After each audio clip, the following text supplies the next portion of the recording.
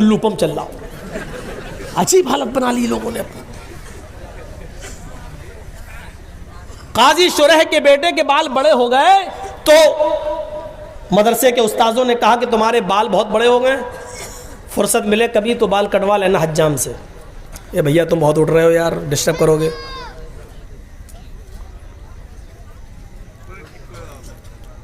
تو بیٹے نے کہا ٹھیک ہے. قاضی شریح کا بیٹا کہا ٹھیک ہے کروا لوں گا. ایک دن اس کو فرصت ملی تو نکل گیا.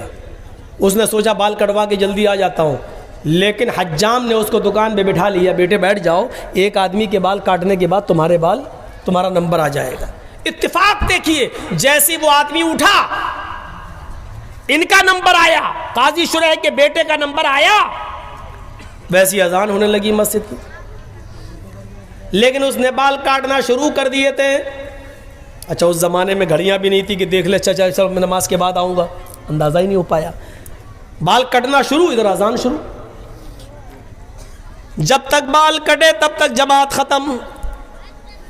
قاضی شریح کا بیٹا بال بنوانے کے بعد, حجامت کروانے کے بعد جب مدرسے آتا ہے, کیا دیکھتا ہے کہ جماعت ختم ہو چکی ہے. اس نے وضو بنایا اور مسجد کے اندر اکیلے نماز پڑھ لیا. نماز پڑھا اکیلے, سورج بھی غروب نہیں ہوا تھا, تھوڑی سی دیر ہوئی تھی بس, اکیلے نماز پڑھ لیا. لیکن جماعت چھوٹ گئی. مدرسے کے اساتذہ نے پوچھا کہ تم کہاں تھے؟ اس نے کہا بال بنوانے میں دیر ہو گئی. مدرسے کے اساتذہ نے اس کو عذر نہیں سمجھا. نہیں یہ کوئی عذر نہیں ہے, تو تمہیں سزا کیا دی جائے؟ سزا کے لیے تمہارے باپ کو ہی لیٹر لکھتا ہوں. شہر کے قاضی ہیں, سب سے بڑے جج ہیں, دیکھیں تمہارے باپ تمہارے بارے میں کیا فیصلہ سناتے ہیں. اور سنو نوجوانوں, اور اگر ان کے ماں باپ زندہ ہیں تو سنیں. مقدمہ حضرت شریح کی عدالت میں آتا ہے. قاضی صاحب آپ کے بیٹے نے ایسے وقت میں بال کٹوائے کہ عصر کی اذان ہونے لگی. آپ کا بیٹا جب بال بنوانے کے بعد مدرسے میں آیا تو جماعت ہو چکی تھی, اس نے بعد میں نماز پڑھ لی. آپ خود فیصلہ کیجئے کہ جماعت چھوڑنے کی سزا اس کو کیا دی جائے. قاضی شریح نے اس لیٹر کے پیچھے ایک فیصلہ لکھ دیا اور اپنے قاصد, اپنے ایلچی کے ذریعے ایک موٹا ڈنڈا دے کر بھیجا. موٹا ڈنڈا اس قاصد نے مدرسے کے استاد کو دے دیا, جو ہیڈ ماسٹر تھا, جو پرنسپل تھا اس کو دے دیا, لیجئے. اور لیٹر میں سزا لکھی ہوئی ہے. خط پڑھتا ہے مدرسے کا پرنسپل, تو اس میں لکھا ہوا ہے, آئے پرنسپل صاحب, صدر مدرس صاحب, عمید محترم, میرے بیٹے نے ایسے وقت میں بال کٹوائے جس میں عصر کی اذان کا وقت قریب تھا, لہذا بظاہر میرے بیٹے کا کوئی عذر نظر نہیں آ رہا ہے. یہ عذر شرعی نہیں ہے. اس نے جماعت ترک کی, عمدن اور جان بوجھ کر ترک کرنا مانا جائے گا. بال کٹوا رہا پھر بھی جان بوجھ کر ترک کرنا مانا جائے گا. لہذا اس عمدن اور جان بوجھ کر نماز ترک کرنے کی سزا میں یہ سناتا ہوں کہ جو ڈنڈا میں نے تمہیں بھیجا ہے, اس ڈنڈے سے میرے بیٹے کو اتنا پیٹ لو, اتنا پیٹو کہ یہ ڈنڈا 3 ٹکڑوں میں بٹ جائے. اس ڈنڈے کے 3 ٹکڑے ہو جائیں. موٹا ڈنڈا, یہ والا نہیں تھا پکڑو ایک مارو ٹوٹ جائے. موٹا ڈنڈا 3 ٹکڑے ہو جائے. ہاں لیکن جب ڈنڈا 3 ٹکڑے ہو جائے تب میرے بیٹے کو پیٹنا چھوڑ دینا. اس کے بعد میرے بیٹے کی سزا یہ ہوگی کہ اس کو 3 دن تک قید خانے میں ڈال دینا, کسی بند کمرے میں بند کر دینا, اس کو کھانا بند کر دینا, اس کا پانی بند کر دینا, اور روزانہ توبہ کرانا. اگر وہ تم سب کے سامنے اقرار کر لے کہ آج کے بعد میں جماعت کو کبھی قصدن جان بوجھ کر نہیں چھوڑوں گا، میں اللہ سے توبہ کرتا ہوں کہ مجھ سے غلطی ہو گئی، وہ میرے گناہ کو معاف کر دے، اگر وہ اس بات کا اقرار کر لے تو 3 دن کے بعد میرے بیٹے کو چھوڑ دینا اور اس کے بعد مدرسے میں اس کو پڑھانا اور لکھانا شروع کر دینا۔ لیکن اگر 3 دن بھی بھوکا پیاسا رہنے کے بعد بھی وہ توبہ نہ کرے اور اس بات کا اقرار نہ کرے تو اس کو اس کمرے میں اس وقت تک بند رکھنا جب تک کہ وہ بھوک اور پیاس کی شدت سے مر نہ جائے۔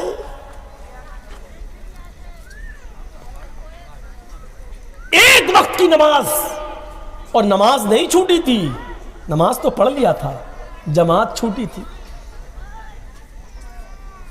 ایک وقت کی، وہ بھی بال بنوانے میں۔ ہم اپنے غریبانوں میں جھانک کر دیکھیں کہ ہماری اولاد یہ کون سی نماز ہے۔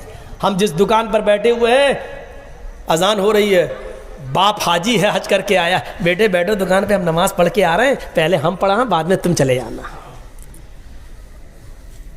یہ اسلام کے احکام کرانہ مرچنٹ کی دکان نہیں ہے، جو تمہیں پسند آئے وہ کرو گے اور جو نہیں پسند آئے وہ نہیں کرو گے۔ حاجی صاحب جماعت کے ساتھ نماز پڑھ رہے ہیں اور حاجی صاحب کا بیٹا جماعت چھوڑنے کے بعد مسجد میں بعد میں جاتا اور نماز پڑھتا ہے۔ یہ کون سی جماعت اور کون سا اسلام ہے یہ؟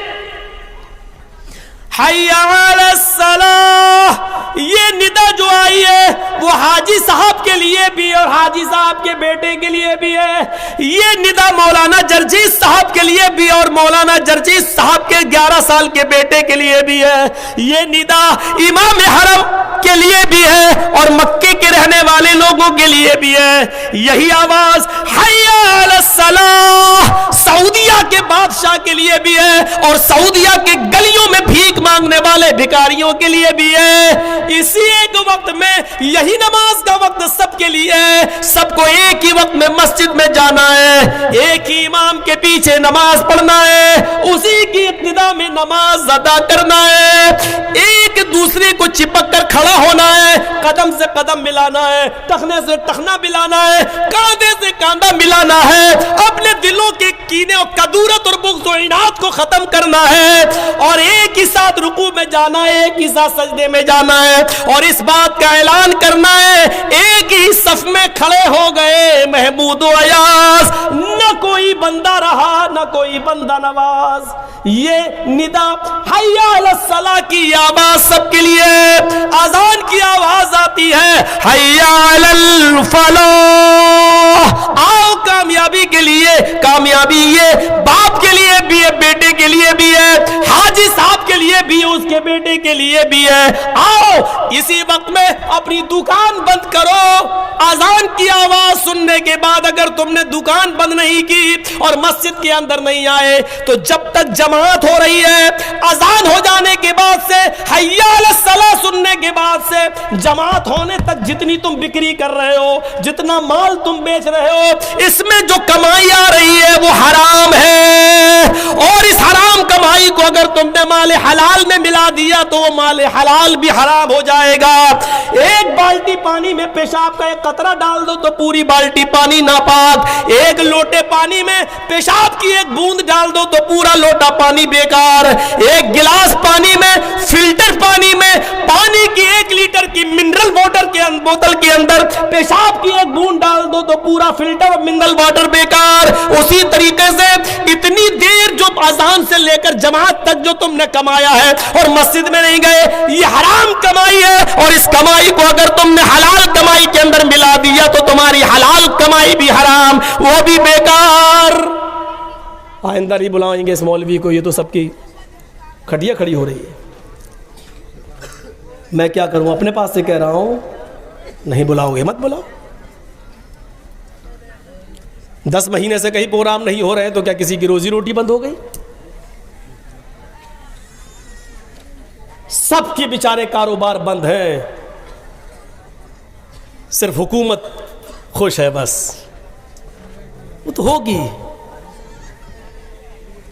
پتہ ہی نہیں چل رہا ہے یار، دماغ میرا تھک گیا سوچ سوچ کر۔ کہتے ہیں کورونا کا کوئی علاج ہی نہیں ہے، خود کہہ رہے ہیں کورونا کا علاج نہیں، پھر کہتے ہیں اتنے مریض ٹھیک ہو گئے۔ دماغ خراب ہو گیا, ہم ہی پاگل ہیں, بریلی کے پاگل خانے میں ہمیں کو بھرتی ہونا چاہیے. کہتے ہیں کہ کورونا کا کوئی علاج ہی نہیں ہے, اور ٹھیک بھی ہو رہے ہیں. اور کچھ لوگ ہوتے ہیں ایسے ہوتے ہیں جو بیمار بھی نہیں ہوتے, وہ جھوٹ و پرچار کرنے کے لیے اندر چلے جاتے ہیں, جیسے امیتابھ بچن. کورونا ہو گیا, ارے تم تو روز سینیٹائزر سے ہاتھ مل رہے تھے, تمہیں کیسے کورونا ہو گیا؟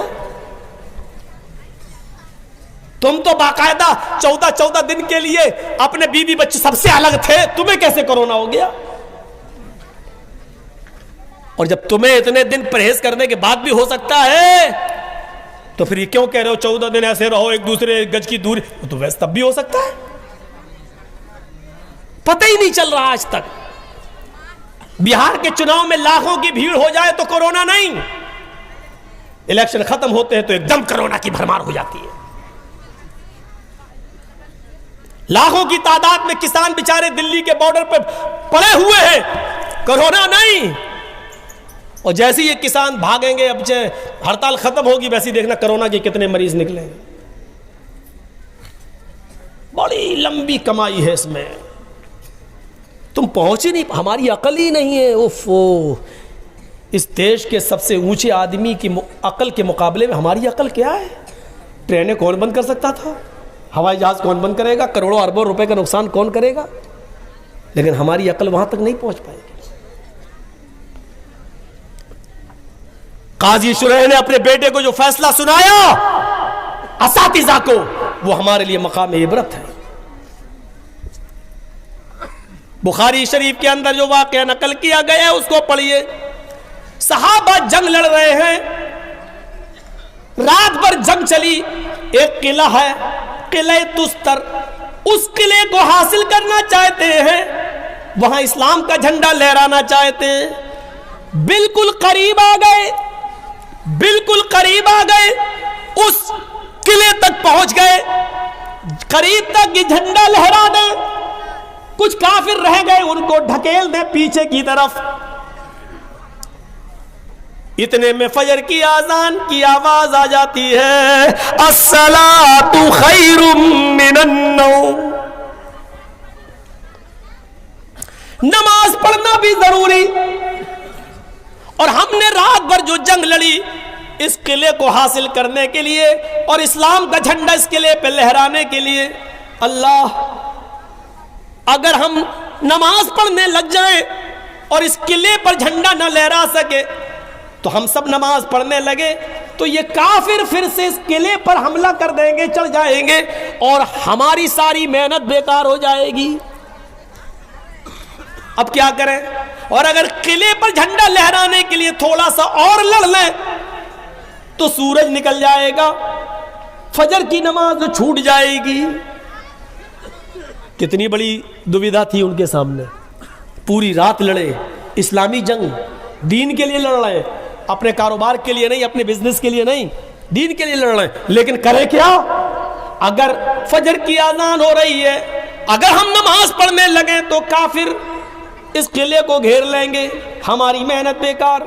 اور اگر قلعے پر جھنڈا لہرانے لگے, ان کافروں کو تھوڑا اور پیچھے کر دیں تو نماز فجر چھوٹ رہی ہے. اللہ اب ہم کیا کریں؟ ایک دوسرے کو دیکھتا ہے کیا کیا جائے, اور اشاروں میں باتیں ہوتی ہیں. پہلے جھنڈا لہرا دو, نماز تو ہم لوگ بعد میں بھی قضا کر لیں گے. اگر یہ قلعہ نکل گیا ہاتھ سے تو میری ساری محنت بیکار ہو جائے گی. اس واقعے کے راوی حضرت انس فرماتے ہیں اشارے آنکھوں میں ہو گئے اور ہم لوگ قلعے پر چڑھ بیٹھے, کافروں کو پیچھے ڈھکیل دیا اور سورج نکلنے سے پہلے ہم نے جھنڈا لہرا دیا, اسلام کا جھنڈا لہرا دیا اس قلعے پر. ہم نے اس قلعے کو فتح کر لیا. جب قلعہ فتح کر لیا گیا تو ہم سب لوگ تیمم کرنے لگے, اس لیے کہ وہاں پانی تو تھا نہیں. تیمم کرتے کرتے ہماری آنکھوں کے سامنے سورج طلوع ہو گیا, سورج نکل آیا. حضرت انس کہتے ہیں لوگوں نے مجھے نماز پڑھانے کے لیے آگے کھڑا کر دیا. سورج نکلنے کے بعد یہ نماز ہم لوگوں نے فجر کی سارے صحابہ نے پڑھی. حضرت انس کہتے ہیں جب وہ سجدے میں گئے سجدے میں گئے تو فجر کی نماز کا اول وقت جو چھوٹ گیا، اس چھوٹ جانے کی وجہ سے حضرت انس اتنا روئے کہ زمین کے اندر گڈھا پڑ گیا اور ان گڈھے کے اندر آنسو بھر گئے۔ فجر کی نماز پڑھانے کے بعد جب سلام پھیرا، السلام علیکم ورحمت اللہ، السلام علیکم ورحمت اللہ، تو حضرت انس نے لوگوں سے کہا، او میرے ساتھیو، جب سے میں اسلام لایا اور نماز شروع کی، اللہ کی قسم میری پوری زندگی میں یہ میری فجر کی پہلی نماز ہے جو آج سورج نکلنے کے بعد میں پڑھ رہا ہوں۔ لوگوں، یہ میری پہلی نماز ہے جس کو میں نے سورج نکلنے کے بعد پڑھا ہے، لیکن آج اول وقت نکل جانے کا افسوس اتنا ہو رہا ہے کہ اگر میرا پورا خاندان ہلاک ہو جاتا، میرا پورا کاروبار تباہ ہو جاتا، نشٹ ہو جاتا، برباد ہو جاتا، تو مجھے اتنا افسوس نہیں ہوتا جتنا افسوس مجھے فجر کی نماز کے اول وقت کے نکل جانے کا ہو رہا ہے۔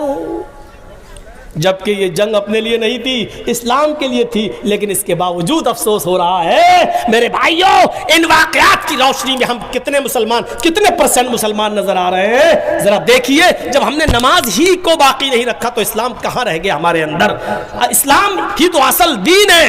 الصلاۃ عماد الدین، من حدم الصلاۃ حدم الدین۔ اسلام دین کا ستون ہے، جس نے نماز دین کا ستون ہے، اور جس نے نماز چھوڑ دی اس نے دین کو چھوڑ دیا، جس نے نماز کو گرا دیا اس نے دین کو گرا دیا۔ ایک وقت کی نماز کہہ رہی ہے زندگی کی میری پہلی نماز ہے جو سورج نکلنے کے بعد میں پڑھ رہا ہوں۔ اب یہ دیکھنا، گاؤں میں بسٹن نگر میں ایسے لوگ ہوں گے، ابھی کوئی لڑکا کوئی لڑکی اکیلے میں پکڑے جائیں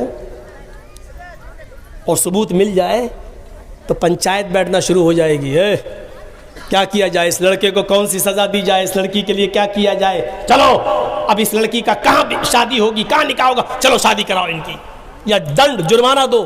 ابھی پنچایت بیٹھ جائے گی، گاؤں کے سردار لوگ اکٹھے ہو جائیں گے، پنچ بیٹھ جائیں گے، پنچایتیں بیٹھنے لگیں گی۔ میں ان گاؤں کے سرداروں سے اور ذمہ داروں سے پوچھنا چاہتا ہوں، لڑکے اور لڑکی کے معاملے میں آپ فوراً پنچایتیں لے کے بیٹھ جاتے ہیں اور آپ کی پنچایت کا فیصلہ سب کو ماننا پڑتا ہے۔ میں پوچھنا چاہتا ہوں، آپ کے معاشرے میں فجر کی نماز کے جماعت نہ پڑھنے والے، فجر کی نماز کو جماعت سے ادا نہ کرنے والوں کے لیے آپ نے کتنی پنچایتیں بٹھا لی ہیں؟ ظہر کی نماز ترک کرنے والوں کے لیے آپ نے کتنی پنچایتیں بٹھائی ہیں؟ مجھے بتائیے، 200 اور 300 آدمی جو باراتوں میں آج آ رہے ہیں، لڑکی والے کے یہاں چور اور ڈاکو بن کے کھا رہے ہیں، آپ نے کتنی پنچایتیں بٹھائی ہیں آپ نے ان کے لیے؟ بس لڑکا لڑکی کا معاملہ ہوا تو آپ سرپنچ ہیں، نماز کا معاملہ ہوگا، معاشرے میں سماج کے اندر نمازیں چھوڑی جائیں گی تو آپ میٹنگ نہیں کریں گے؟ مطلب آپ کے نظر میں جو چیزیں اچھی ہوں گی وہ آپ کریں گے، اور جو آپ کو راس نہیں آئیں گی ان پر کوئی میٹنگ نہیں ہوگی، اس کو کوئی پنچایت نہیں بیٹھے گی۔ بعض چیزیں آپ کے نظر میں حلال ہیں اور بعض کی کوئی پرواہ نہیں ہے۔ اگر پنچایتوں کا یہ مقصد ہے تو جوتے کی نوک پہ ٹھکراتا ہوں ایسی پنچایتوں کو۔ کیا مقصد ہے پھر ایسی پنچایتوں کا؟ غور کیجیے۔ حضرت عمر فاروق فجر کی نماز پڑھا رہے ہیں، سنیے ایک اور دردناک واقعہ۔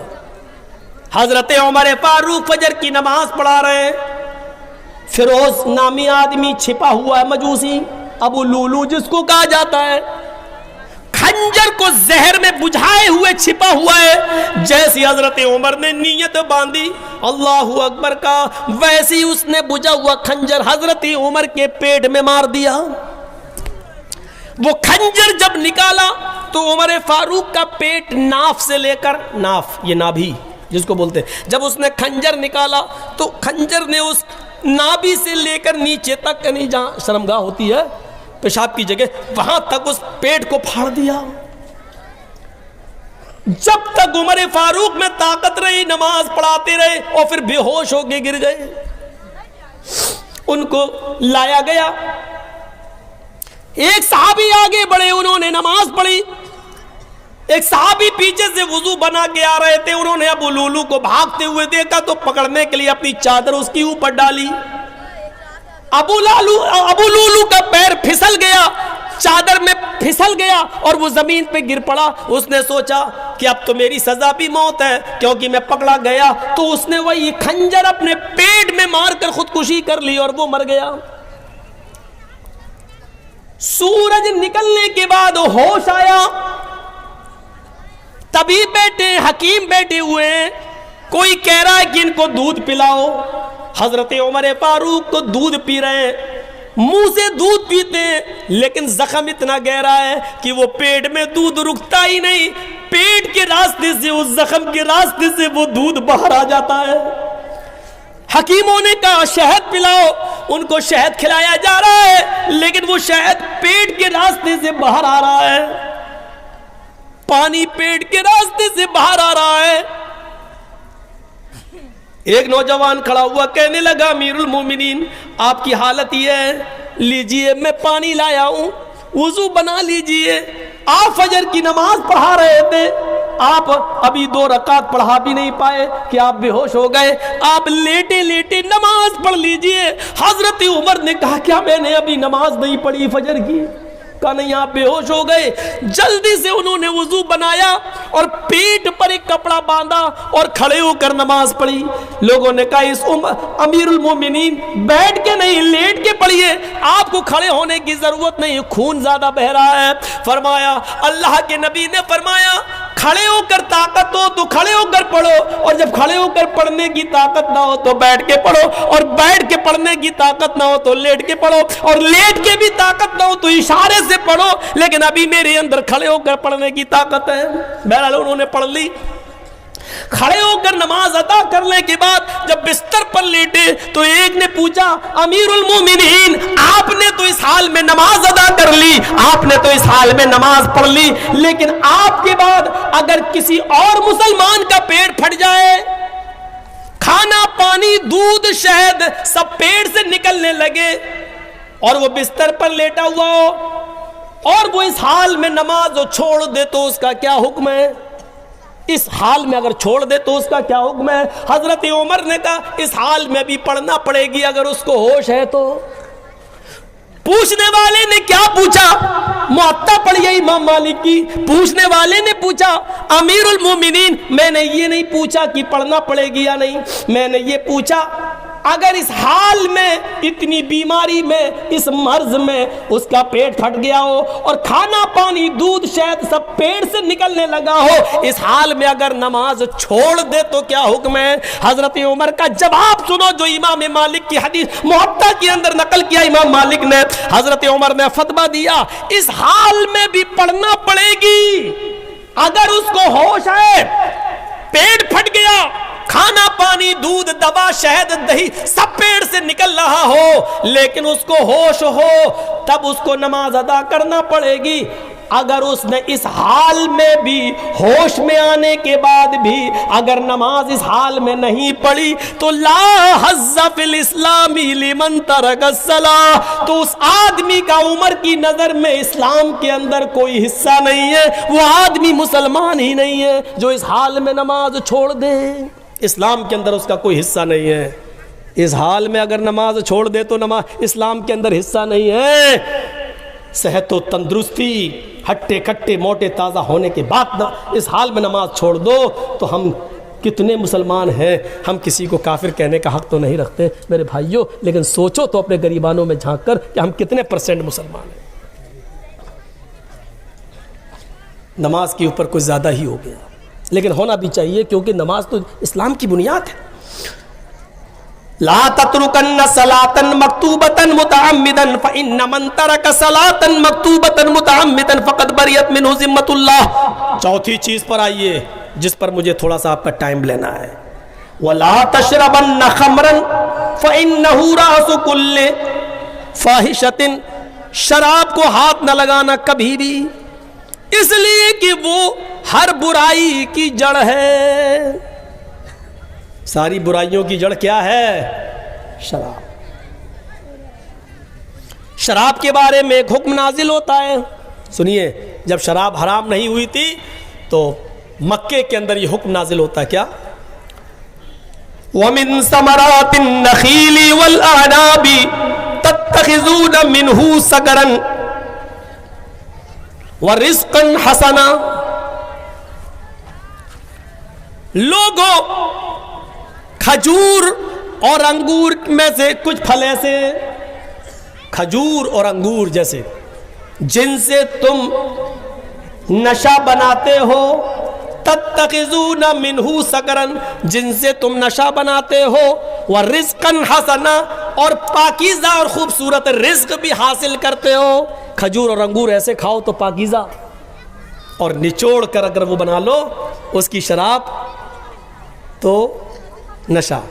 لیکن ابھی حرام نہیں ہوا، صرف اللہ تعالیٰ نے اتنا کہا.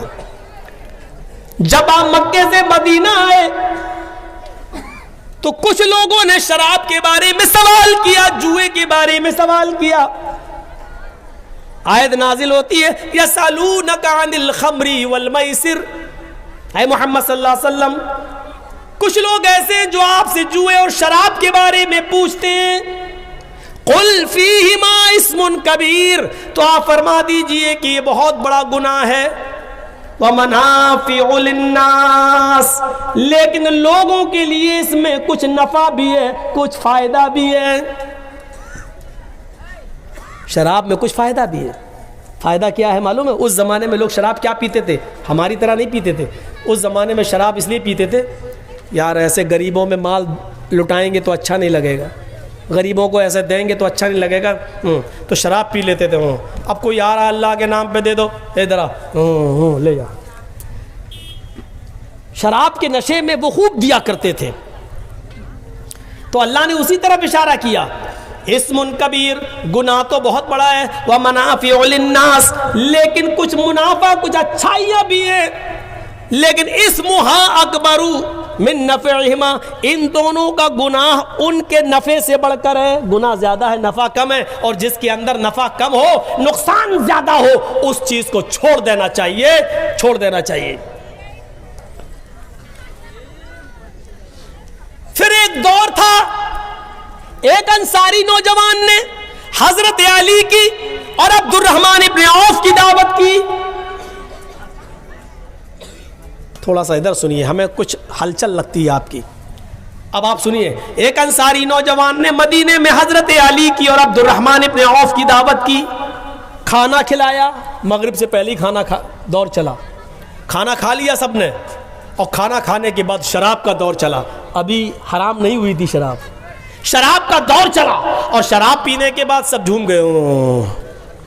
وہاں شراب کے نشے میں جیسے ہی آئے ویسے ہی مغرب کی نماز کا وقت ہو گیا، اذان کا وقت ہو گیا. کسی نے عبد الرحمن ابن عوف کو نماز پڑھانے کے لیے کھڑا کر دیا. اب نشے میں اور نماز پڑھانے کے لیے کھڑا کر دیا. اب یہ نماز پڑھا رہے ہیں، اللہ اکبر. اب سنیے شراب کے نشے میں نماز کیسے ہو رہی ہے، وہ دیکھیے.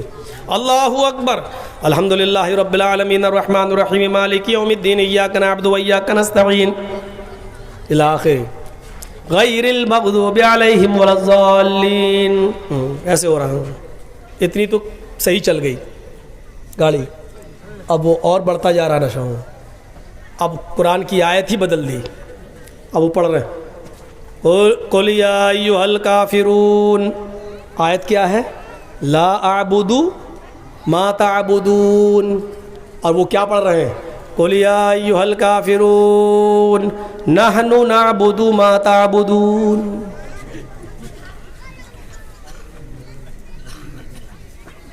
ہے کیا؟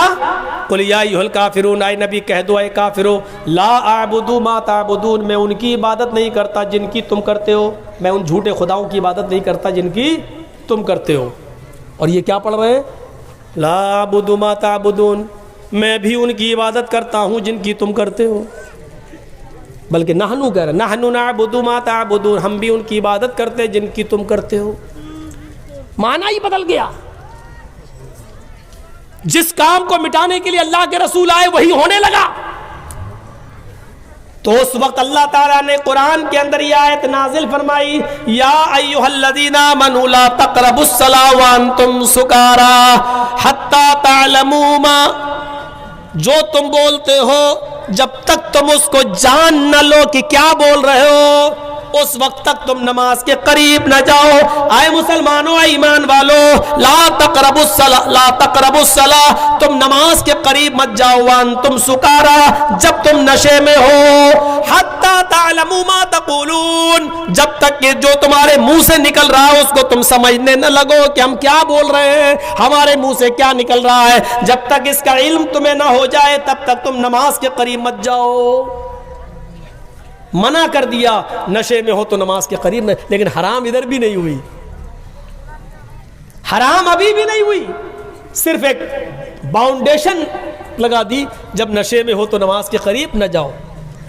لیکن ایک مرتبہ انصار و مہاجرین کی محفل سجی، مکے کے مہاجر اور مدینے کے انصار دونوں کی ایک محفل سجی، اور محفل سجنے کے بعد کھان پان ہوا اور دونوں میں شراب کا دور چلا، انصاریوں نے بھی شراب پی اور مکے کے مہاجروں نے بھی شراب پی۔ اب شراب پینے کے بعد جب نشے میں آ گئے جب سب نشے میں آ گئے تو انصاری مہاجروں کو گالی دینے لگے اور مہاجر انصاریوں کو۔ مہاجر کہنے لگے، اے دیکھو یہ انصاری ہے، ہم تم سے افضل ہیں، ہم قریشی ہیں، اللہ کے رسول ہمارے اندر پیدا ہوئے ہیں، ہم سب سے اونچے خاندان کے ہیں، ہم سید ہیں، ہم ہاشمی ہیں۔ ادھر انصاری بھی شراب کے نشے میں دھتے، وہ کہنے لگے، اے بھوکے تھے، ننگے تھے، پھٹیچر تھے، کچھ نہیں تھا تمہارے پاس، مکے میں خالی ہاتھ آئے تھے، ہم نے تمہیں رہنے کو جگہ دی ہے، تم بھوکے تھے، کھانا ہم نے دیا ہے، تم پیاسے تھے، پانی ہم نے دیا ہے، تم ننگے تھے، کپڑا ہم نے دیا ہے، اپنی بیٹیوں کی شادی ہم نے تمہارے ساتھ کیا ہے، تم فقیر تھے، پھٹیچر، ہم تم سے افضل۔ اوفو، جب یہ باتیں اڑنے لگیں انصاری مہاجروں پر اور مہاجر انصاریوں پر، ایک دوسرے پر، سب سے بڑا ہم تم سے اونچے، ہم تم سے اونچے۔ اللہ کے رسول تو اسی چیز کو مٹانے آئے تھے کہ کوئی کسی بڑا نہیں، کوئی چھوٹا نہیں ہے، اس کو مٹانے آئے۔ اور یہ کیا ہو رہا ہے، جب یہ چیز انصار و مہاجرین کے درمیان ہوئی تو حتمی طور پر یہ آیت نازل ہوئی اور قرآن نے شراب کی حرمت کا اعلان کر دیا، انما الخمر والمیسر والانصاب والازلام رجس من عمل الشیطان فاجتنبوه لعلکم تفلحون۔ لوگوں، آج شراب اور جوا، والانصاب بتوں کے نام پر چڑھاوے، والازلام اور پاسے، رجس من عمل الشیطان، یہ سب شیطان کے عمل ہیں، شیطانی کام ہے۔ فاجتنبوہ، آج کے بعد اس کو چھوڑ دو، اس سے بچو، لعلکم تفلحون، اگر تم کامیاب ہونا چاہتے ہو۔ آج بالکل شراب کی حرمت کا اعلان کر دیا، اتنے دور سے گزرنے کے بعد شراب کی حرمت کا اعلان کر دیا گیا۔ اس کو تمام برائیوں کی جڑ کہا ہے، تمام برائیوں کی جڑ۔ میرے پیارے ساتھیوں، ان کی سزا کے بارے میں اگر آپ غور کریں اور زمانے ماضی کے اگر واقعات کو پڑھیں تو ہمیں پتہ چلے گا۔ حضرت قدامہ کا واقعہ آپ کو یاد ہوگا، صحابی ہے۔ حضرت قدامہ نے بیماری کی حالت میں، سخت بیمار تھے اور بیماری کی حالت میں شراب پی لی، چلو نیند آ جائے گی، برداشت نہیں ہو رہا تھا، ان پر تکلیف برداشت نہیں ہو رہی تھی۔ اور سنیے، یہ واقعہ جھنجھوڑ دے گا شراب پینے والوں کو اگر ان کے اندر کچھ غیرت ہوگی تو۔ حضرت قدامہ نے،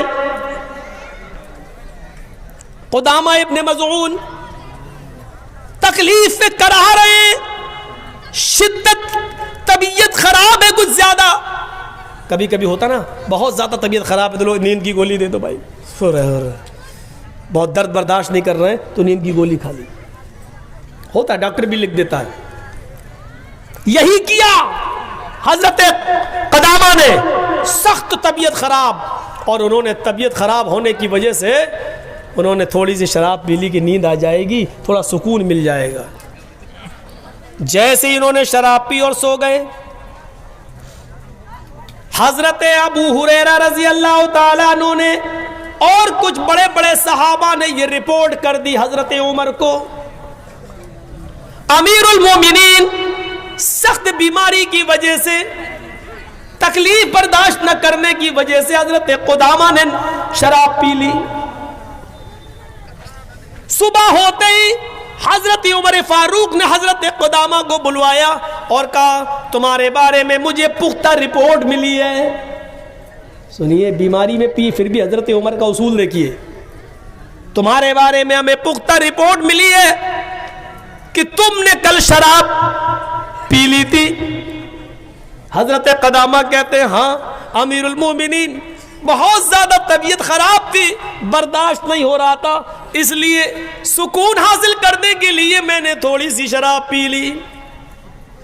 حضرت عمر کہتے ہیں شراب پینے والے کی سزا یہ ہے کہ اس کو 40 کوڑے مارے جائیں گے، 40 کوڑے کھانے کے لیے تیار رہو۔ حضرت ابو ہریرہ اور دوسرے بڑے بڑے صحابہ کہنے لگے امیر المومنین میں آپ کو منع نہیں کر رہا ہوں، ان کو سزا دینے کے لیے منع نہیں کر رہا ہوں، شراب پی سزا ملنی چاہیے، لیکن ابھی ان کی طبیعت بہت زیادہ خراب ہے، ابھی یہ بہت زیادہ بیمار ہیں، لہذا سزا کو اتنے دنوں کے لیے مؤخر کر دیجئے، ٹال دیجئے جب تک ان کی طبیعت ٹھیک نہ ہو جائے۔ جب یہ صحت مند ہو جائیں، طبیعت ان کی ٹھیک ہو جائے، تب ان کے جسم پر کوڑے لگا دینا، لیکن ابھی یہ برداشت نہیں کر پائیں گے۔ حضرت عمر فرماتے ہیں واہ میرے ساتھیو، تم نے کتنا اچھا مشورہ دیا، ان کی طبیعت ٹھیک ہو جائے تک میں ان کا انتظار کروں، اور ان کی طبیعت ٹھیک ہونے سے پہلے ہی میں اللہ کے پاس چلا جاؤں، میں مر جاؤں تو میرے اوپر حد، اللہ قیامت کے دن مجھ سے سوال کرے گا۔ حد شرعی کا مرتکب ایک شخص تمہارے پاس آیا، پکڑا گیا اور تم نے اس کے اوپر شرعی حد نافذ نہیں کی، تو میں اللہ کو کیا جواب دوں گا؟ نہیں، میں ان کو ابھی اور اسی وقت سزا دوں گا، ان کی بیماری میں ہی میں سزا دوں گا، میں سزا کو ٹال نہیں سکتا۔ پھر حضرت عمر فاروق نے ایک آدمی بلایا اور کہا کہ ان کو کوڑے لگاؤ، ایک مضبوط کوڑا منگایا گیا اور بیماری کی حالت میں حضرت قدامہ ابن مظعون کو ان کی بیماری کی حالت میں ان کو کوڑے مارے گئے، 40 کوڑے۔ انہوں نے کوڑے تو کھا لیے، برداشت کر لیا، لیکن ان کوڑوں کی ضرب نے ان کی ہڈیوں میں درد پیدا کر دیا کہ وہ پھر پوری زندگی وہ صحیح نہیں ہو سکے۔ پھر انہوں نے پوری زندگی اس مار کا اثر ان کی باڈی کے اوپر رہا، وہ صحیح سے چل نہیں پاتے تھے، صحیح سے بیٹھ نہیں سکتے تھے، صحیح سے کھا نہیں سکتے تھے، لیکن میرے بھائیو حضرت عمر فاروق نے اس حال میں بھی ان کو سزا دی۔ جس طرح لڑکے لڑکی کے معاملے میں پنچایت بٹھال کے سزا دیتے ہو، شرابیوں کو کیا سزا دیتے ہو مجھے بتائیں؟ معاشرے کے لوگ اور ذمہ دار اور سرپنچ اور سردار کیا سزا دیتے ہو شراب پینے والوں کو؟ حضرت عمر فاروق نے سزا دی، بیماری کے حال میں سزا دی۔ اور اس نوجوان نسل کو سوچنا چاہیے کہ جب بیماری کی حالت میں شراب تھوڑی سی پی لی، جبکہ ہم لوگ بھی درد کی دوائیں لے لیتے ہیں، نشے کی نیند کی گولیاں کھا لیتے ہیں، ہمیں اور آپ کو سوچنا چاہیے اگر حضرت قدامہ نے بیماری کی وجہ سے سکون پانے کے لیے تھوڑی سی شراب پی لی، شوق نہیں تھی، عادت نہیں تھی، لیکن حرام ہونے کے بعد پی تھی، تو حضرت عمر نے بیماری کی حالت میں کوڑے لگائے۔ اب ہم اندازہ لگا سکتے ہیں اس کے باوجود کوڑے، ہم تو صحیح حالت میں پی رہے ہیں، انگریزی دینا، دیسی دینا، پوا دینا، ادھا دینا، کیا کیا ہوتا ہے، یہ نوجوان جیسے پی رہی ہے۔ ڈرو اللہ کے عذاب سے، ڈرو۔ حضرت عمر فاروق رات کی تاریکی میں گشت کر رہے ہیں، حضرت عمر فاروق رات کی تاریکی میں گشت کر رہے ہیں۔ گشت کرتے کرتے وہ ایک ایسے مکان کے پاس سے گزرے جس مکان کے اندر ایک عورت ایک شعر پڑھ رہی تھی،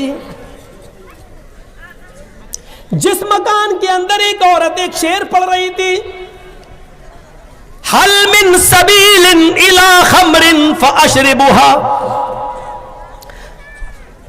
ام حل سبیل الی نظر ابن حجاج. کیا شعر پڑھ رہی تھی؟ حضرت عمر کے کانوں میں اس گھر سے عورت کی آنے والی آواز ٹکرائی.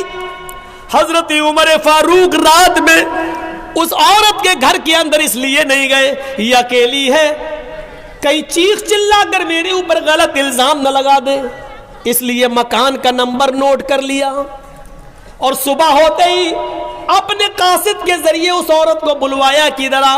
وہ عورت آئی. اے عورت، ہاں میری ماں بہنیں سنیں ذرا، اے عورت ادھر آ. کل تو یہ شعر پڑھ رہی تھی، حل من سبیل الی خمر فاشربها.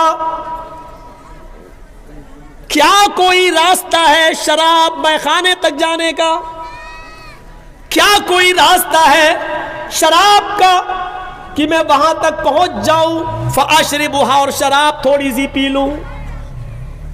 ام حل سبیل الی نظر ابن حجاج، یا کوئی جگہ ہے یا کوئی راستہ ہے جو مجھے نظر ابن حجاج کے پاس لے جائے. اے عورت، یہ شراب کی طلب کیسی تھی رات میں؟ شراب کیوں مانگ رہی تھی تو؟ ایسے ہی.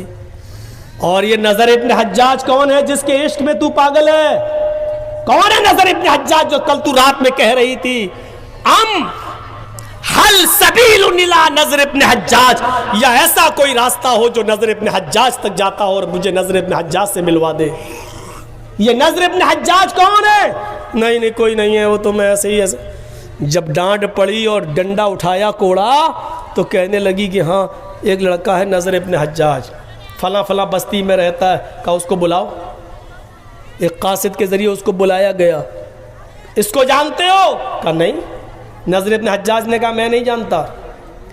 تو حضرت عمر فاروق نے بہت غور کیا، یہ لڑکا تو اس کو جانتا نہیں ہے اس عورت کو، اور عورت اس کا نام لے رہی ہے. کہا تم اسی مدینے میں رہتے ہو؟ کہاں. تو حضرت عمر فاروق نے بہت غور کیا تو پتہ یہ چلا کہ وہ اس لیے عاشق تھی عورت کیونکہ وہ بہت زیادہ خوبصورت تھے، اور اس نظر ابن حجاج کے آگے کے جو بال تھے پیشانی کے یہاں، وہ بہت آگے، جس کو بولتے ہپی کٹ بال. یہ بہت سے لوگ نا ادھر تک بال رکھتے ہیں نا، کبھی کبھی ایسے کرتے رہتے ہیں. یہ آگے کے بال بڑے خطرناک ہوتے ہیں. ایسے کبھی کبھی ٹی وی پہ آپ کوئی ڈرامہ دیکھتے ہیں ایسے، یہ اسٹائل ہوتی ہے بار بار ایسے کرنے کی. تو یہ پیشانی کے بال. تو کہا ہے نظر ابن حجاج تمہاری کوئی غلطی نہیں ہے، لیکن تمہارے بالوں کے فتنے نے مدینے کی عورتوں کو فتنے میں ڈال دیا ہے. اے نظر ابن حجاج، تمہاری یہ پیشانی کے بڑے بڑے بالوں نے مدینے کی عورتوں کو فتنے میں ڈال دیا ہے. مدینے کی عورتیں تمہارے بالوں پہ فدا ہو رہی ہیں، اس لیے تمہیں بال کٹوانا پڑیں گے. کہا ٹھیک ہے میں کٹوا لوں گا. تم کیوں کٹواؤ گے؟ اب تو میری نظروں کے سامنے آ گئے. ادھر بیٹھو. حجام کو بلایا، کہا پورا ٹکلا کر دے. بالکل ویسے ہی کر دیا جیسے ہمارے اس دیش کے، نہیں بولوں گا کیس ہو جاتا ہے. بولتا مالدہ میں ہوں، کیس اٹاوا میں ہو جاتا ہے. وہ سمجھ گئے ہوں گے آپ کون کون ہیں. چلو مہاتما گاندھی سمجھ لو، بس ہم نام نہیں لیں گے دوسرے کا. بالکل ٹکلا کر دیا ان کو. حجام آیا، ہاں اس طرح چلا کے پورا ٹکلا کر دیا. اب حضرت عمر فاروق نے ان کے اوپر ایک امامہ باندھ دیا، صافہ.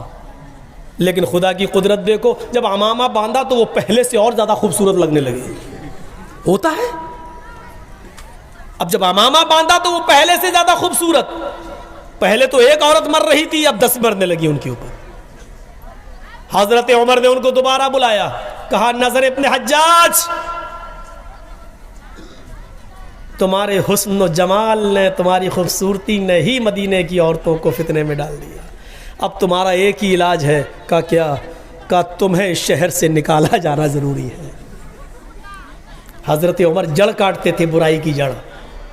نہ تم رہو گے نہ مدینے کی عورتیں فتنے میں پڑیں گی. انہوں نے کہا میرا کیا قصور ہے؟ کہا تمہارا قصور نہیں ہے، تمہارا قصور یہ ہے کہ تمہارے بال بڑے بڑے تھے، آگے کے مدینے کی عورتیں فتنے میں مبتلا تھی۔ کہا وہ تو آپ نے کاٹ دیے۔ کہا میں کیا کروں، امامہ باندھا تو اور خوبصورت لگ رہے ہو۔ کہا پھر یہ قصور تو اللہ کا۔ کہا اللہ کو کیسے قصوروار ٹھہرا دوں؟ اللہ کو قصوروار نہیں ٹھہرایا جا سکتا ہے۔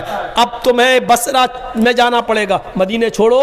اور ان کو مدینے سے نکال کر بصرہ پہنچا دیا گیا کہ جاؤ اور یہاں دین کی تبلیغ کرو اور مدینے کی عورتوں کو فتنے میں مت ڈالو۔ یہ کام ہوتا ہے گاؤں کے سردار کا، سرپنچ کا۔ نکالو گے؟ ارے تم بال کٹوا نہیں سکتے ہو، نکالو گے کیا؟ قرآن میں آیا ابو جہل کے بارے میں، لَنَسْفَعًا بِالنَّاسِيَةِ، ہم اس کو پیشانی پکڑ کر جہنم کے اندر ڈال دیں گے۔ لَنَسْفَعًا بِالنَّاسِيَةِ، پیشانی، یہ ماتھا تھوڑی پکڑا جاتا، پکڑ کے دکھاؤ، پکڑ گیا؟ نہیں پکڑ پاؤ گے، کیسے گھسیٹو گے؟ تو پیشانی سے مطلب کیا ہے؟ یہ بال، ماتھے کے یہ بال۔ فرشتے ان بالوں کو پکڑ کر، جو سامنے کے آگے کے بڑے بڑے بال ہیں، ان کو پکڑ کر گھسیٹ کر ان کو جہنم میں ڈالیں گے۔ اس قرآن کی سائز سے پتہ چلا کہ آگے کے بال زلف جس کو بولتے ہیں، یہ بڑے بڑے بال ابو جہل رکھا کرتا تھا، ابو جہل کی پہچان تھی۔ اور ابو جہل کے بارے میں اللہ تعالیٰ نے یہ فرمایا، نوجوانوں آگے کے بال بڑھا کر ابو جہل کی صفت اپنے اندر پیدا نہ کرو۔ شراب وہ مانگ رہی تھی کہ شراب پی لوں تاکہ میں نضر ابن حجاج کو بھول جاؤں، یا کوئی مجھے نضر ابن حجاج کے پاس پہنچا دے۔ پتہ چلا وہ شراب اس لیے مانگ رہی تھی تاکہ نظر کو بھول جاؤں، یا پھر نضر ابن حجاج کے پاس چلی جاؤں اور اس کے ساتھ اس کے جسم سے چپک جاؤں، زنا کر لوں۔ سچ کہا اللہ کے نبی نے، شراب ہر برائی کی جڑ ہے، ہر برائی کی جڑ۔ سنن نسائی کی ایک روایت موجود ہے، سنن نسائی کی ایک روایت موجود ہے، حضرت عثمان غنی اس حدیث کے راوی ہیں، فرماتے ہیں کہ قوم بنی اسرائیل کے اندر ایک بہت پکا بڑا پرہیزگار عابد عبادت گزار تھا، جس نے اپنی پوری زندگی عبادت میں گزار دی۔ اس علاقے کے اندر، اس بستی کے اندر ایک بدکار عورت رہا کرتی تھی جس کا شوہر مر گیا، بیوہ تھی، اور وہ نوجوان لوگوں کو تلاش کیا کرتی تھی۔ اس کی نظر اس عابد پر پڑ گئی، اس عبادت گزار پر پڑ گئی۔ اس نے اپنے گھر کے نوکر چاکروں کو یا کسی خادمہ سے کہا کہ فلاں فلاں عورت تمہیں بلا رہی ہے اور ایک معاملے میں تمہیں گواہی دینا پڑے گی۔ اس بیچارے نیک آدمی نے، سنن نسائی حدیث کے الفاظ ہے، اس بیچارے عابد نے سوچا کہ یہ گواہی کا معاملہ ہے تو مجھے سچی سچی گواہی دے دینا چاہیے۔ وہ چلا گیا، اس عورت نے دروازے کے اندر اس کو بلایا کہ ادھر آؤ۔ جیسے اس نے دروازہ کھولا، پہلا دروازہ بند ہو گیا، دوسرا دروازہ دکھ رہا ہے، اندر سے آواز آتی ہے، محترم اور اندر آئیے۔ اس نے دوسرا دروازہ کھولا، جیسے ہی دوسرا دروازہ کھولا اور اس کے اندر داخل ہوا تو اس کو تیسرا دروازہ دکھائی دیا، یعنی تیسرے کمرے کا دروازہ۔ اندر سے آواز آتی ہے، ایک اور دروازہ پار کیجئے۔ وہ آگے بڑھا اور اس نے تیسرا دروازہ کھولا تو کیا دیکھتا ہے، تین دروازے کھولنے کے بعد جو کمرہ ملتا ہے، اس کمرے کے اندر ایک بہت ہی خوبصورت عورت بیٹھی ہوئی ہے، اس کے پاس ایک نوجوان خوبصورت لڑکا ہے، اور اس عورت کے پاس شراب کی ایک بوتل بھی، ایک برتن بھی شراب سے بھرا ہوا رکھا ہے۔ اس عورت نے کہا، میں نے کوئی گواہی دینے کے لیے تمہیں نہیں بلوایا ہے، آج تمہیں 3 کاموں میں سے ایک کام کرنا پڑے گا۔ اس نے کہا، کون سا کام؟ کہا، یا تو اس لڑکے کو قتل کرو جو نوجوان ہے، اٹھاؤ یہ تلوار چھری اور اس لڑکے کو قتل کرو۔ اس نے کہا، بھائی یہ کیسے ہو سکتا ہے، اس نے میرا کیا بگاڑا، میں ناحق کسی کو قتل کیوں کروں؟ کہا، اچھا نہیں کر سکتے ہو؟ کہا نہیں، تو پھر میرے ساتھ زنا کرو۔ اس خوبصورت عورت نے کہا کہ پھر میرے ساتھ جسمانی تعلقات قائم کرو، مجھ سے ملو۔ اس نے کہا، یہ تو حرام ہے، میں کیسے تم سے زنا کر سکتا ہوں، میری پوری زندگی نمازوں میں گزر گئی، تہجدوں میں گزر گئی، اللہ کی عبادت میں گزر گئی۔ اس نے کہا، یہ بھی نہیں کر سکتے ہو تو یہ پھر شراب پیو۔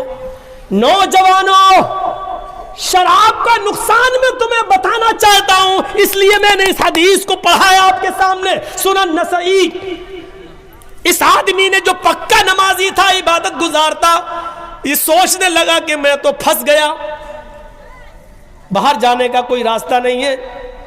تھوڑی دیر کے لیے اس نے چھری اٹھا لی، پھر سوچا کہ اس لڑکے کو قتل کر دوں، کہا نہیں، یہ زیادہ بڑا گناہ ہے۔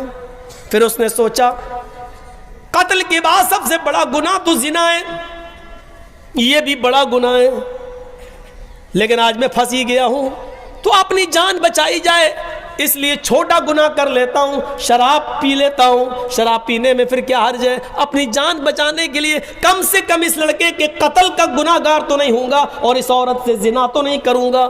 ایک چھوٹا گناہ قتل اور زنا کے مقابلے میں تو کم سے کم چھوٹا گناہ ہے۔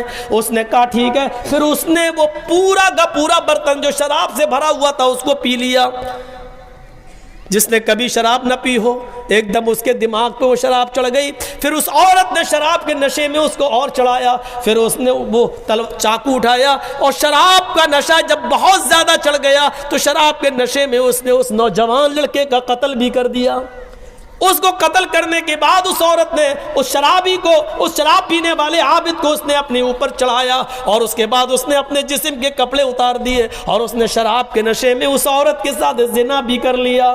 میرے بھائیوں، یہ پوری حدیث سنن نسائی کے اندر عثمان غنی رضی اللہ تعالیٰ عنہ سے روایت ہے، پوری منقول ہے۔ اب آئیے اس واقعے کو سامنے رکھ کر دیکھیے کہ پہلے تو وہ قتل بھی نہیں کرنا چاہتا تھا، وہ زنا سے بھی اس نے منع کر دیا تھا، لیکن جب اس نے شراب پی تو شراب کے نشے میں چور ہو کر اس نے قتل بھی کر ڈالا، زنا بھی کر ڈالا، اور شراب تو پہلے ہی پی رکھی تھی، یعنی ابھی تو ایک گناہ نہیں کرنا چاہتا تھا، شراب پی کر اس نے تینوں گناہ کر ڈالے ہیں۔ سچ کہا اللہ کے رسول نے، شراب مت پینا، فَإِنَّهُ رَأْسُ كُلِّ فَاحِشَةٍ، یہ شراب ہر برائی کی جڑ ہے۔ شراب پینے والا پھر زنا بھی کرتا ہے، شراب پینے والا قتل و قتال بھی کرتا ہے، اور شراب کے نشے میں جو لوگ دھت ہیں اور نالیوں میں پڑے رہتے، دیکھیے وہ اپنے گھروں میں آ کے اپنی ماں کو گالی دیتے ہیں، اور اپنی بہن کو بھی گندی گندی گالی دیتے ہیں۔ میرے بھائیوں، وہ اپنی بیٹیوں کو بھی گالی دیتے ہیں، کیونکہ شراب انسان کو اس مقام پر پہنچا دیتی ہے۔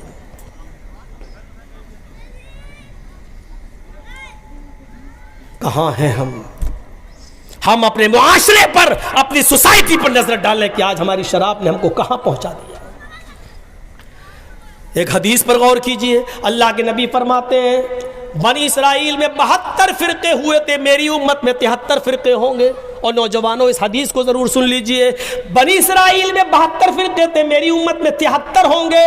تفترق امتی علی 73 ملہ، میری امت 73 فرقوں میں بڑھ جائے گی۔ حسب النعل بالنعل، جیسے پیروں میں جوتے پہنے جاتے وہ برابر ہوتے ہیں، کوئی چھوٹا بڑا نہیں، جیسے کوئی چھوٹا بڑا نہیں ہوتا، ایسے ہی میری امت میں بنی اسرائیل میں کوئی فرق نہیں ہوگا، جو بنی اسرائیل نے کیا ہوگا وہ میری امت بھی کرے گی۔ اس کے بعد اللہ کے نبی نے فرمایا حتی ان کان منہم من اتی علی امی علانیتا لکان فی امتی من یصنع ذلک، اگر بنی اسرائیل میں کسی نے اپنی ماں کے ساتھ کسی چوراہے پر منہ کالا کیا ہوگا، نوجوانوں سنو، اگر بنی اسرائیل میں، یہود و نصارہ میں کسی نے اپنی ماں کے ساتھ اعلانیہ سب کے سامنے چوراہے پر زنا کیا ہوگا، اپنی ماں کے ساتھ منہ کالا کیا ہوگا، تو میری امت میں بھی ایسے لوگ پیدا ہوں گے۔ حتی ان کان منہم من اتی علی امہ لکان علانیتا لکان فی امتی من یصنع ذلک، تو میری امت میں بھی ایسا زمانہ آ جائے گا قیامت سے پہلے کہ تم دیکھو گے کہ میری امت کے لوگ بھی، یعنی مسلمان بھی، اپنی ماں کے ساتھ علانیہ زنا کریں گے، چوراہے پر زنا کریں گے، اپنی ماں کے ساتھ منہ کالا کریں گے، اور جب تک ایسا نہیں کریں گے قیامت نہیں آئے گی۔ ایک بیٹا اپنے ہاتھ سے اپنے ماں کے گریبان کو چاک کرے گا، ایک بھائی اپنے ہی ہاتھوں سے اپنی بہن کے دامن کو چاک کرے گا، ایک بیٹا اپنے ہاتھ سے اپنے ماں کی عزت کو لوٹے گا، ایک بھائی اپنے ہاتھ سے اپنی بہن کی عزت و آبرو کو لوٹے گا۔ جانتے ہو اس نوجوان کو اس کی ماں کے ساتھ کھیلنے پر اور اس کی بہن کی عزت کو تار تار کرنے پر کون سی چیز ذمہ دار ہوگی؟ اس کی ذمہ دار ہوگی یہ شراب، جس کو ہم اور آپ دل دادا بنے ہوئے ہیں اور جس کو پی رہے ہیں، کیونکہ شراب بھی ایک ایسی چیز ہے جو عقل پر پردے ڈال دیتی ہے، عقل کو چھپا دیتی ہے، اور جب عقل چھپ جاتی ہے تو ہمیں نظر نہیں آتا کہ یہ میری ماں ہے، یہ میری بہن ہے۔ یہ شراب کے نشے میں دھت ہو کر ایک لڑکا اپنی ماں کے ساتھ کھیلے گا، ایک بھائی اپنی بہن کے ساتھ کھیلے گا، اور یہ یہاں تک پہنچانے والا اور اس دروازے تک پہنچانے والی اگر کوئی چیز ہوگی تو وہ ہوگی شراب۔ معاشرے میں جہاں شراب نوشی بہت زیادہ ہے، میری ماں اور میری بہنوں، معاشرے کے اندر بے پردگی نے بھی ایک غلط ماحول خراب کر دیا ہے۔ آج کل جلسے بھی اس سے محفوظ نہ رہے، جلسے ہوتے ہیں تو میلہ لگتا ہے، اور میلہ لگتا ہے تو نوجوان لڑکے اور لڑکیاں اس میلے میں جاتے ہیں، ان کی لپسٹک بھی ہوتی ہے، پردہ تو بنگال میں دکھائی نہیں دیتا ہے۔ میرے بھائیوں، جہاں تالاب کے اندر ایک طرف لڑکے اور دوسری طرف لڑکیاں نہاتی ہوئی نظر آتی ہوں، وہاں سے کون سی امیدیں لگائی جا سکتی ہیں؟ غور کرو میرے پیارے ساتھیوں، جو پردے کے بارے میں کبھی حضرت فاطمہ رضی اللہ تعالیٰ عنہ کو یاد کرو، جب ان کی موت کا انتقال کا وقت آیا تو انہوں نے اپنے شوہر سے کہا، اے علی میری انتقال کا وقت قریب ہے، مجھے نہیں لگتا کہ میں بچوں گی۔ فرمایا علی نے ایسا کیوں کہہ رہی ہو؟ اے علی میری ایک وصیت ہے، اس کو نوٹ کر لینا۔ حضرت علی نے کہا تم میری بیوی نہیں، تم میری وائف ہی نہیں، محمد رسول اللہ کی بیٹی ہو، بتاؤ تمہاری کیا وصیت ہے، میں اس کو ضرور پورا کروں گا۔ کہنے لگی فاطمہ، اے علی جب میرا انتقال ہو جائے، جب میں اس دنیا سے رخصت ہو جاؤں، جب میں اس دنیا سے چلی جاؤں، تو میرے جنازے کو، میری لاش کو کفن سے ڈھانک دینا، سفید رنگ کا کفن جب میری لاش پر چڑھاؤ تو میری لاش کو میری چارپائی پر بٹھا کر جب قبرستان کی طرف لے کر جاؤ تو اے علی رات کے اندھیرے میں لے جانا، عشاء کی نماز کے بعد مجھے قبر میں دفنانا، دن کے اجالے میں دفن نہ کرنا، میری قبر کو دن میں، میری لاش کو دن میں نہ اتارنا قبر میں۔ حضرت علی نے کہا اے فاطمہ ٹھیک ہے میں ایسا ہی کروں گا، لیکن رات میں ہی کیوں؟ دن میں اگر تمہارا انتقال جلدی ہو گیا اور جلدی دفن ہونے کی نوبت آ گئی تو تم رات کی وصیت کیوں کر رہی ہو؟ دن میں کیوں نہ دفن کروں، رات میں کیوں دفن کروں؟ تو حضرت فاطمہ کا جواب یہ تھا، میری ماں اس جواب کو سنو، میری بہنوں اس جواب کو سنو، اور میری قوم کی بیٹیوں اس جواب کو سنو، اور اپنے آپ پر ماتم کرو آج جو تم ننگا ناچ ناچ رہی ہو۔ حضرت فاطمہ نے کہا اے علی میں نہیں چاہتی ہوں کہ میرے مرنے کے بعد مجھے جو کفن پہنایا جائے، میں نہیں چاہتی ہوں کہ میری لاش کو جب چارپائی پہ اٹھا کے جنازہ آگے بڑھایا جائے تو میں نہیں چاہتی ہوں کہ غیر مردوں کی نظر میرے مردہ جسم پر پڑے ہوئے کفن پر بھی پڑے، چہرہ تو دور، میں نہیں چاہتی کہ میرے مردہ جسم پر پڑے ہوئے کفن پر کسی غیر مرد کی نظر پڑے، میں نہیں چاہتی۔ یہ تھا محمد رسول اللہ کی بیٹی کا پردہ، یہ تھا محمد رسول اللہ کی بیٹی کا حال جو ہم انتقال سے پہلے یہ وصیت کر رہی ہیں۔ 10:30 سے 12:30 ہو چکے ہیں، 2 گھنٹے کافی ہیں، مجھے ابھی کلکتہ نکلنا ہے، میری کل کلکتہ سے لکھنؤ کے لیے فلائٹ بھی ہے، جانا بھی ہے۔ میرے بھائیوں دعاؤں میں یاد رکھیے گا، زندگی رہی تو پھر کبھی آپ سے ملاقات ہوگی۔ ہم اللہ سے دعا کرتے ہیں اللہ ہمیں شرک سے بچا لے، اللہ ہمیں ماں باپ کی خدمت کرنے کی توفیق عطا فرما، 5 وقت کی نماز کا پابند بنا لے، شراب نوشی سے ہمارے معاشرے کو پاک و صاف رکھتے، اور اے اللہ ہماری ماں بہنوں کو پردے کی توفیق عطا فرما۔ جب تک تو ہمیں زندہ رکھ، اسلام پہ زندہ رکھنا، اور جب ہمارا خاتمہ ہو تو ایمان پر ہمارا خاتمہ فرمانا۔ وما علینا الا البلاغ المبین، وآخر دعوانا ان الحمد للہ رب العالمین۔ السلام علیکم ورحمۃ اللہ وبرکاتہ۔